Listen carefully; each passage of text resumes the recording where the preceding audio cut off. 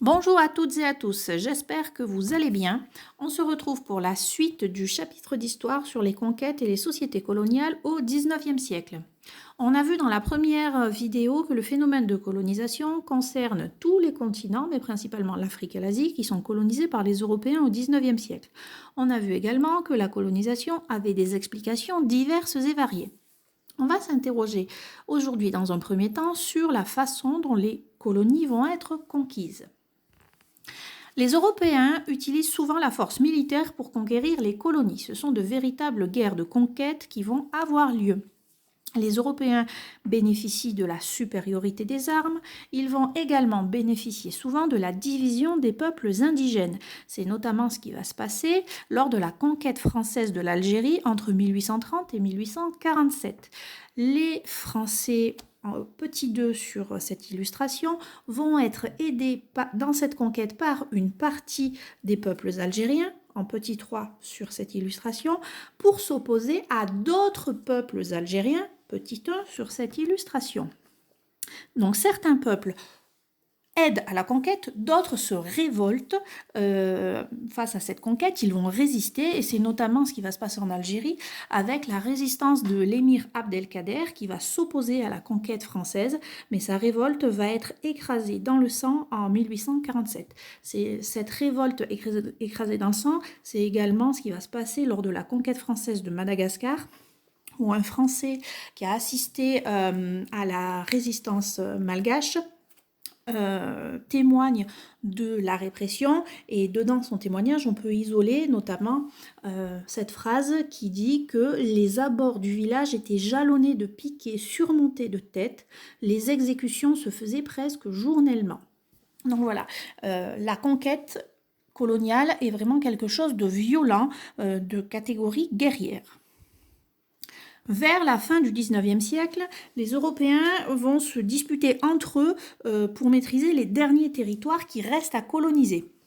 En 1885, les Européens s'étaient partagé le monde lors de la conférence de Berlin, mais ils vont tout de même se disputer et des guerres vont être évitées juste à temps, notamment pour la maîtrise du Soudan par la France et la Grande-Bretagne en 1898, c'est la crise de Fachoda, ou pour la maîtrise du Maroc entre la France et l'Allemagne, c'est notamment les deux crises de 1905 et de 1911. Mais une fois que la conquête est établie, les gouvernements européens vont instaurer des sociétés coloniales, vont mettre en place des sociétés coloniales dans ces nouveaux territoires. Les Européens peuvent administrer directement leurs colonies en y installant un gouverneur et des fonctionnaires européens qui ont été envoyés dans la colonie. C'est ce qui va se passer notamment en Algérie. Ils peuvent sinon établir un protectorat sur le territoire conquis et laisser le roi local en place pour gouverner sous contrôle. C'est ce qui va se passer dans l'Inde anglaise qui va utiliser les Maharajas, qui étaient déjà en place, mais qui va les soumettre. Sur cette illustration, on peut voir un Maharaja qui a été intégré à l'armée anglaise. On peut le voir notamment grâce à ses décorations militaires qui sont accrochées sur son veston. Au quotidien, dans les colonies de peuplement, les colons vont s'emparer des meilleures terres agricoles, exploiter les richesses minières, avoir les plus belles maisons, etc.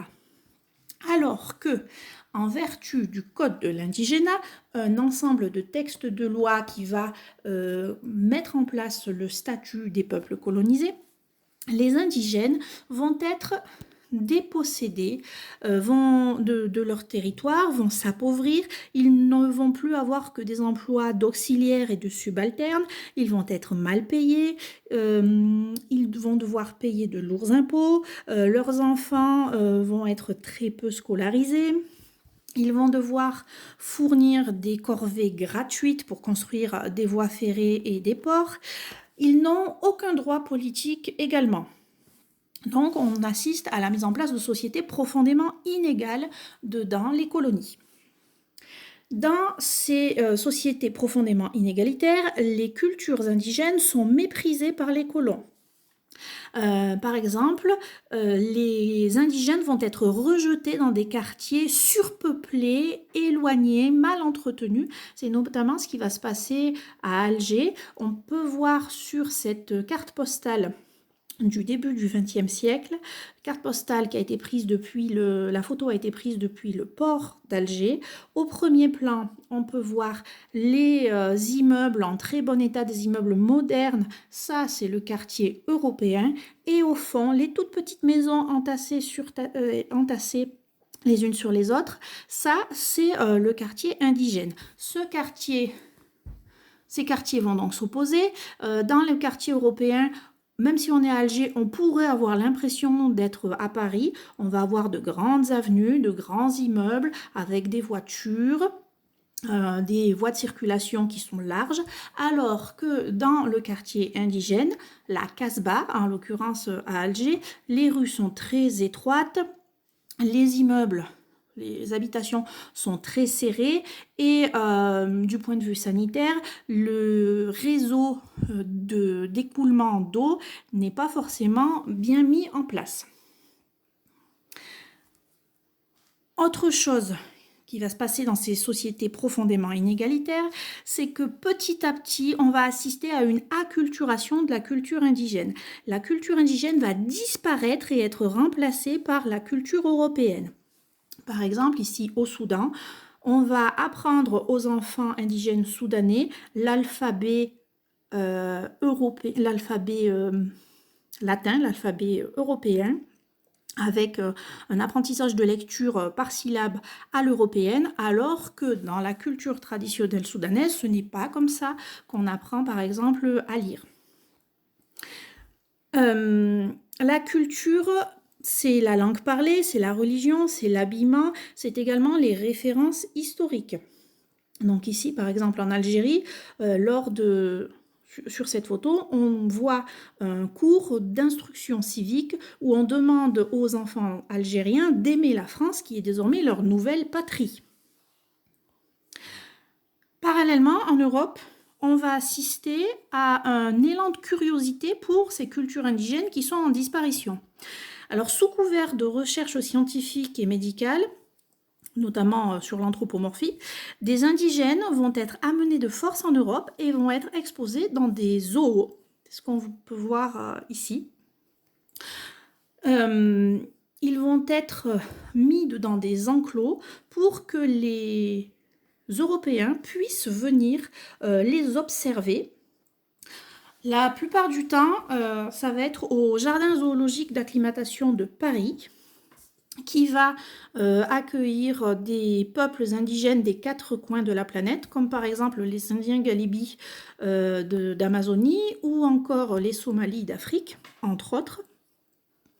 Les peuples indigènes vont également être exposés dans des grandes expositions, les expositions coloniales, comme ici à Paris en 1931, donc c'est quelque chose qui va durer très longtemps, même au-delà du 19e siècle, mais également dans des foires, comme ici à Clermont-Ferrand, où on invite les populations à venir voir le village noir. Les Noirs sont arrivés. Alors à l'époque, ce n'est pas du tout raciste. Et je vous renvoie à ce sujet au très bon reportage d'Arte qui vous expliquera la mise en place de ce racisme qui est ambiant mais normalisé au 19e siècle. Je vous dis à bientôt pour la 3e vidéo.